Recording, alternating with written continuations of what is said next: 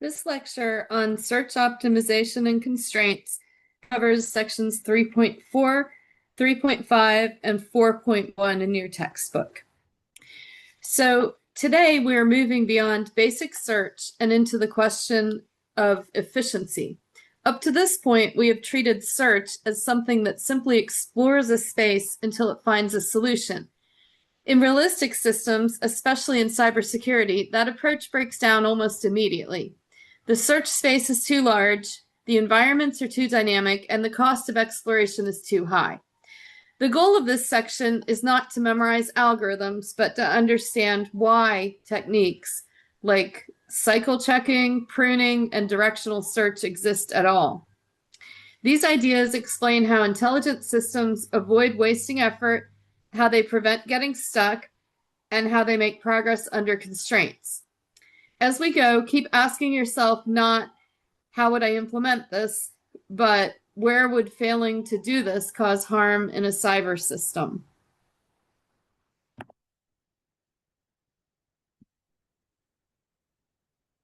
This table is a reminder of something important. No one search strategy is universally best. Each strategy represents a different set of trade-offs between completeness, halting behavior, and space usage. Some strategies explore deeply and risk missing better alternatives. Others explore broadly and risk running out of memory. What matters here is not the mechanics of the table, but what it implies. Every choice about how the frontier is managed reflects a value judgment about time, memory, and certainty. In cybersecurity, these judgments are made constantly, often implicitly, by tools and by analysts. And so this slide gives us a vocabulary to talk about those trade-offs instead of treating them as accidents.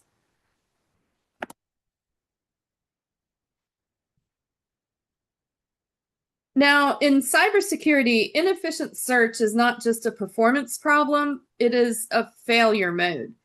Incident response, threat hunting, and attack path analysis all operate under severe constraints, and the search spaces involved grow far faster than humans or systems can reason about exhaustively. Large identity graphs, cloud environments with thousands of reachable resources, and alert streams where every pivot multiplies possibilities all create situations where just search everything becomes impossible. When search is inefficient, paths are abandoned, alerts are ignored, and entire classes of threats are never examined. And those kinds of blind spots are not neutral. They shape outcomes. And so a path that is never explored is a threat that is never seen. And now we'll talk about cycle pruning. So cycle pruning addresses a simple but dangerous problem, which is getting stuck going in circles. In many search spaces, especially those representing systems or networks, it is easy to return to a state you have already visited. Without cycle pruning, a searcher can spend unlimited time revisiting the same states without making progress. The key idea here is that pruning cycles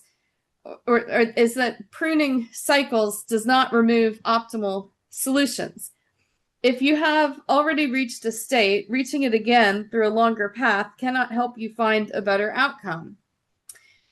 Cycle pruning formalizes something humans do instinctively when they recognize that they are going nowhere, and it prevents intelligent systems from wasting effort in exactly the same way. Now, this slide adds an important nuance. The cost of checking for cycles depends on the search strategy being used. So in depth-first search, cycle checking can be done efficiently because the current path is already stored. But in other strategies, cycle detection requires more work and more memory. The deeper point is about halting behavior. Some search strategies will never terminate on cyclic graphs unless cycle pruning is applied. In cybersecurity terms, this is the difference between a system that eventually stabilizes and one that churns forever, burning up resources while making no progress. Cycle pruning is not an optimization detail. It is often the difference between a usable system and a pathological one. Multiple path pruning addresses a different inefficiency than cycle pruning. Instead of looping back to the same state along the same path, this problem arises when the search reaches the same state through different paths. Without pruning, the system treats each of those paths as distinct, even though they end in the same place. From an intelligence perspective, this is wasted effort. If one path reaches a state more cheaply or more directly than another, continuing to explore the worst path does not improve outcomes. Multiple path pruning formalizes the idea that once you know the best way to reach a state, revisiting that state through inferior routes does not add value. In cybersecurity, this is analogous to rediscovering the same compromise through different alerts and treating each as a separate incident.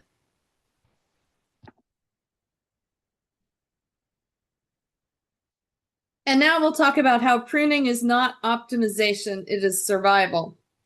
In cybersecurity, pruning is unavoidable whether we acknowledge it or not. Analysts abandon investigative paths that feel repetitive. Security tools suppress alerts that appear redundant. Automated systems stop exploring when cost, risk, or disruption becomes too high. Cycle pruning prevents investigations from looping endlessly around the same evidence. Multiple path pruning prevents rediscovering the same compromise under a new label. Every SOC prunes constantly. The real distinction is not whether pruning occurs, but whether it is done deliberately, transparently, and defensively, or whether it is done implicitly and blindly. And finally, poorly designed pruning does not just save time, it silently decides what threats never get seen. Now, this slide raises the hard questions that matter more than the definitions. Multiple path pruning improves efficiency, but it also introduces risk. If a system commits too early to what it believes is the best path, it may discard alternative explanations that turn out to be important later. In cyber contexts, this tension shows up when tools prematurely collapse alerts, suppress correlated signals, or prioritize one narrative over others. Multiple path pruning can prevent an optimal solution if the system's cost estimates or heuristics are wrong.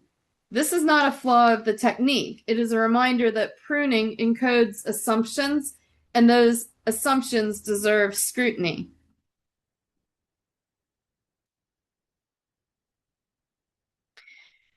Now, the monotone restriction exists to protect pruning from itself. It places a condition on heuristic functions to ensure that estimates behave consistently as the search progresses. Informally, it prevents the heuristic from making a path look cheaper after additional cost has already been incurred. Why does this matter? Because without this restriction, multiple path pruning can discard paths that later turn out to be optimal. The monotone restriction ensures that once a path is judged worse, it will not later become better. In cybersecurity terms, this is the difference between disciplined prioritization and whiplash-driven decision-making that constantly reverses itself.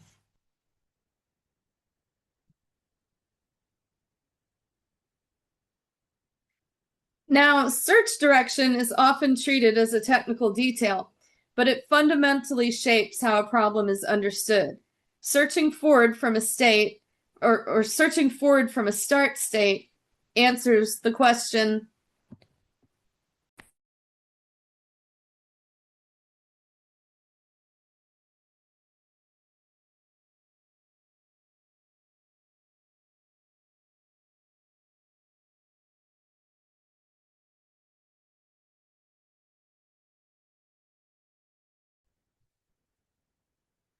Okay, let me go back and restate that again. Searching forward from a start state answers the question, what can happen next? Searching backward from a goal answers the question, what conditions must already be true for this to happen? The choice depends on the structure of the problem and the information available. In some environments, it is easier to enumerate possible actions than possible causes. In others, the reverse is true. Direction of search is not symmetric in practice, even though it is symmetric in theory. In cybersecurity, choosing the wrong direction can explode the search space or hide critical dependencies.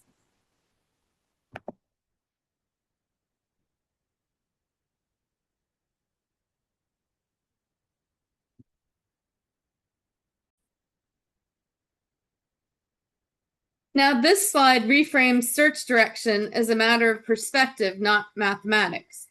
When attackers move through a system, they typically search forward, starting from an initial foothold and exploring what can be reached next. Each new credential, trust relationship, or misconfiguration opens additional paths, and progress is measured by how far access can be extended.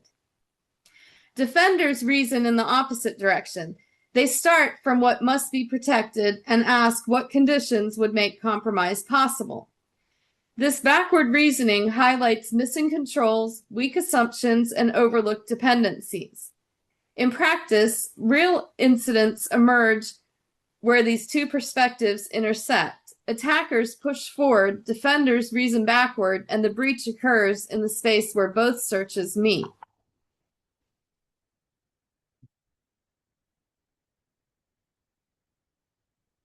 Now, bidirectional search formalizes this intuition by searching forward from the start and backward from the goal at the same time. Instead of exploring the entire space in one direction, the search aims to meet in the middle. When it works, the reduction in time and space can be dramatic. The challenge is coordination. Each direction must maintain enough information to recognize when the two searches connect. In cyber systems, this mirrors how threat detection and policy enforcement operate in parallel. One side looks for emerging threats, the other enforces constraints around critical assets. Bidirectional search captures the idea that effective defense does not rely on a single viewpoint. Okay, at this point, the focus shifts from which paths are explored to how far exploration is allowed to go. Real systems cannot search indefinitely, even when pruning is applied. Time, memory, and operational limits impose hard boundaries on what can be examined. The goal of this section is to understand why bounded search exists and how it allows intelligent systems to operate under constraint.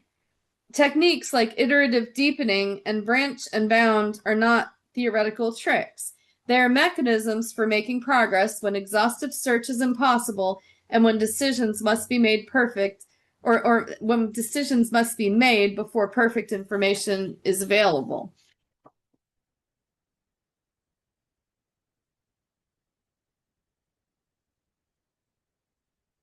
Now, bounded depth-first search introduces a simple but powerful idea. Stop searching once a predefined limit has been reached. That limit may represent depth, cost, risk, or some other resource. Rather than exploring the entire graph, the search deliberately restricts itself to what is affordable or acceptable. This mirrors how cyber operations function in practice. Incident responders do not chase every possible hypothesis.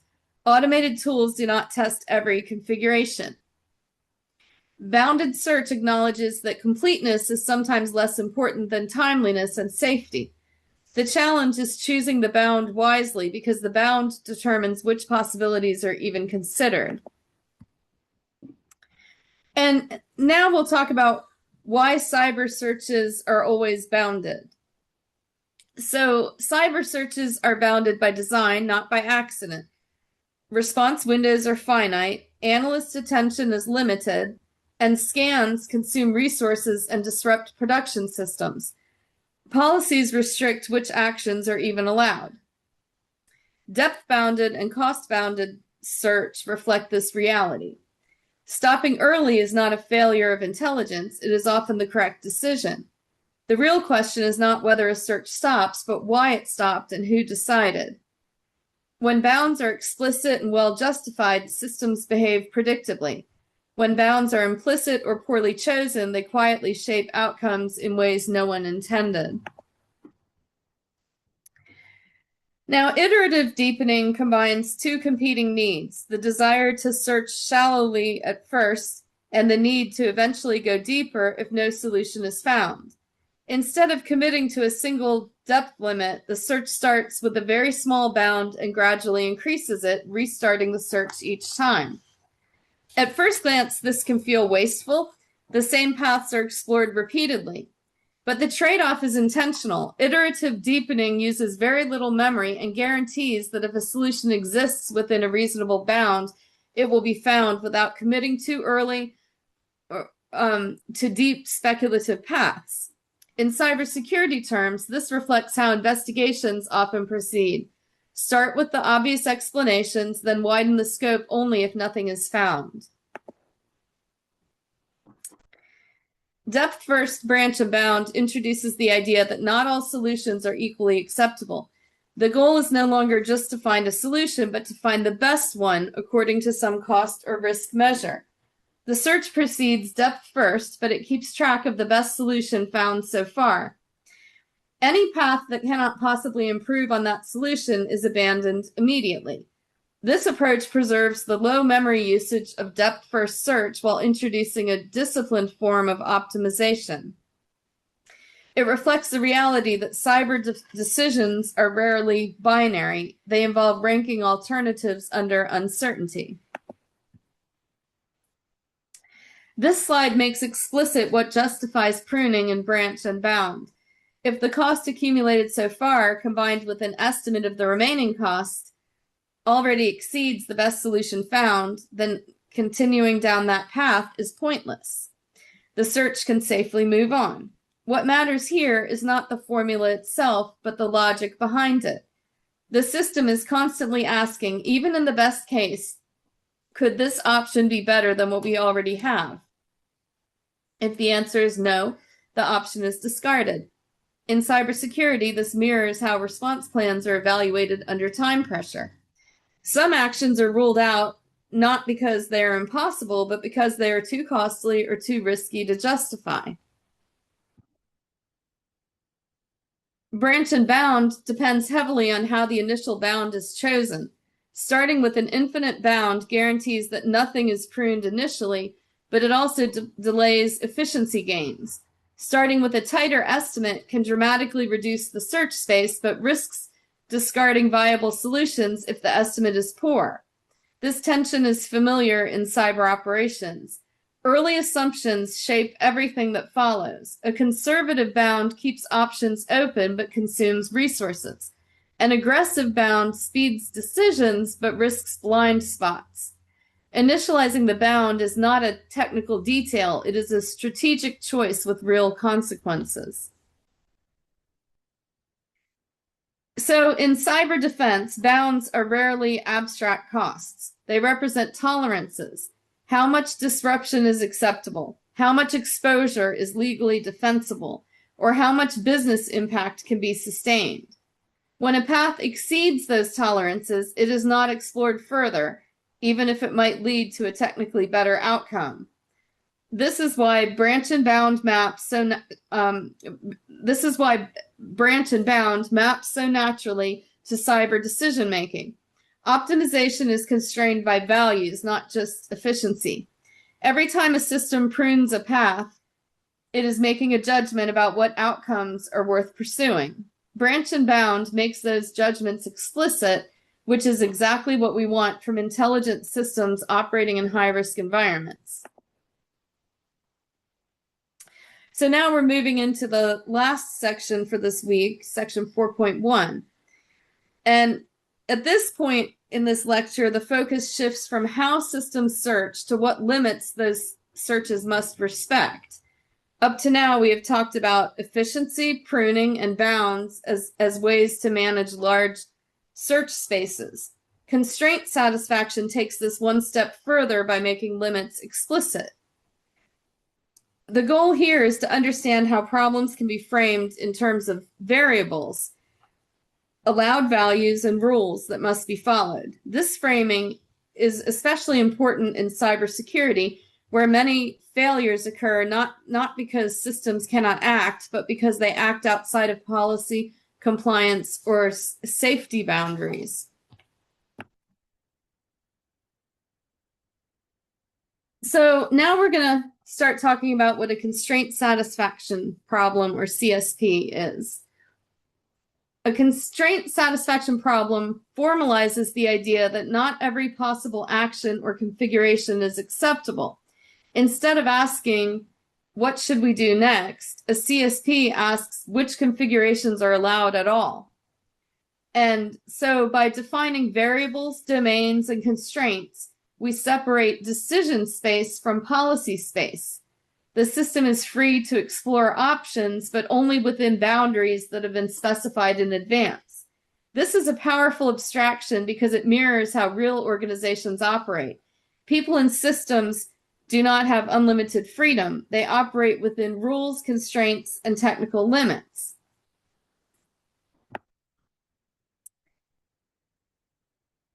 And now we'll talk about how cybersecurity policies are constraint systems.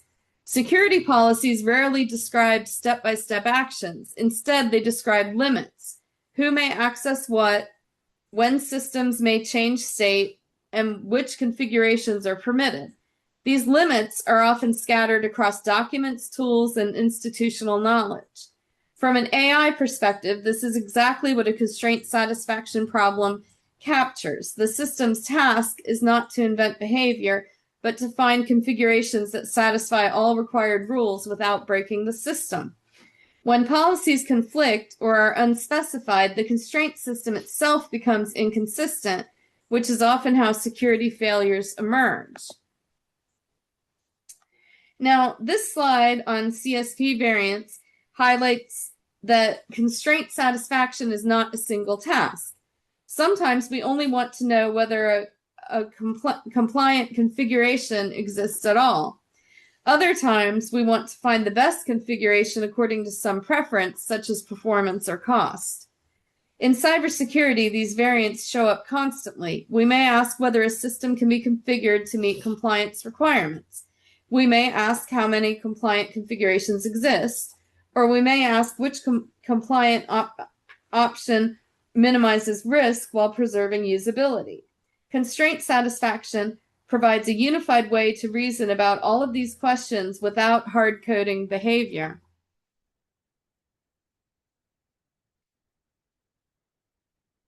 Now, this example, a cyber scheduling CSP for vulnerability scanning, this example grounds constraint satisfaction in a familiar cyber task.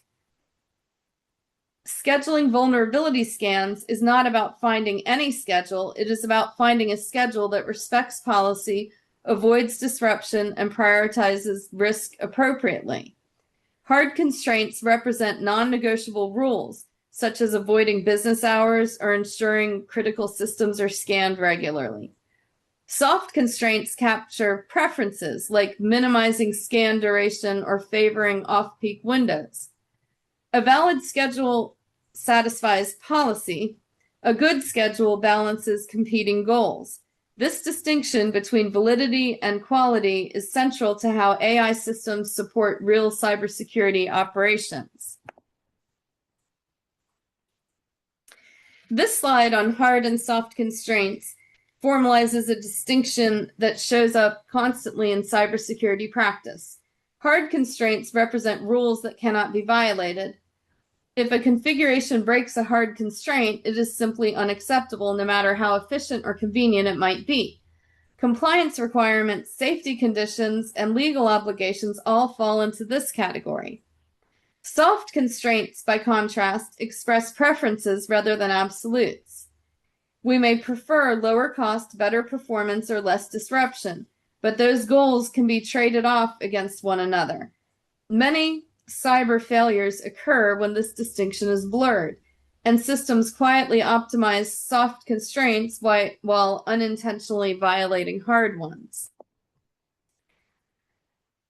And this slide here makes the danger explicit. Compliance is not something to be optimized away. It is not a score to be traded for convenience or speed. Hard constraints exist precisely because certain outcomes are unacceptable regardless of efficiency. And automation does not remove this tension, it encodes it. When an automated system balances performance against policy, it is making the same trade-offs a human would, but faster and at scale. If those trade-offs are not modeled correctly, the system will consistently make the wrong decisions, even while appearing optimal. Now, this example of scheduling final exams shifts the scale dramatically, and that is intentional. Exam scheduling is not a toy problem. It involves thousands of entities, competing requirements, limited resources, and unavoidable conflicts. No single person could solve it manually.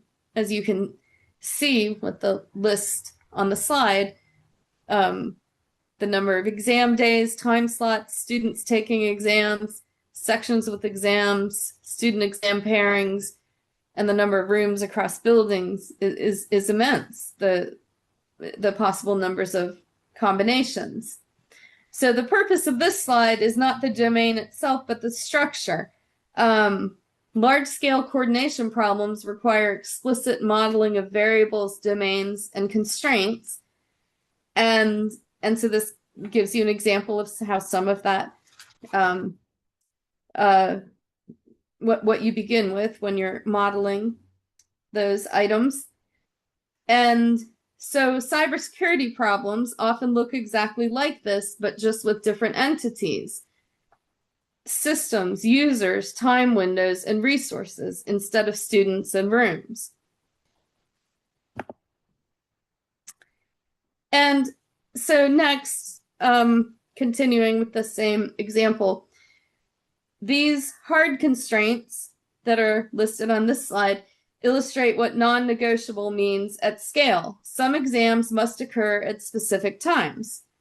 Some rooms are required. Some conflicts are simply not allowed.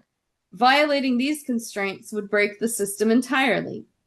So in cybersecurity, hard constraints play the same role. Certain access controls cannot be bypassed. Certain systems cannot be taken offline. Certain regulations cannot be ignored. Modeling these explicitly prevents systems from drifting into unsafe or illegal configurations under pressure. And continuing now with the same example, but discussing soft constraints. Soft constraints appear once the basic feasibility is established through the hard constraints. So at this point, the goal is no longer, does a schedule exist, but now it becomes, how good can we make it? So at this point, preferences are balanced, fewer conflicts, better spacing, preferred resources. And cyber systems face the same questions. Once compliance is satisfied, we still want configurations that minimize risk, reduce disruption, and improve usability. And so soft constraints give AI systems a principled way to reason about these trade-offs without violating core rules. And now finally,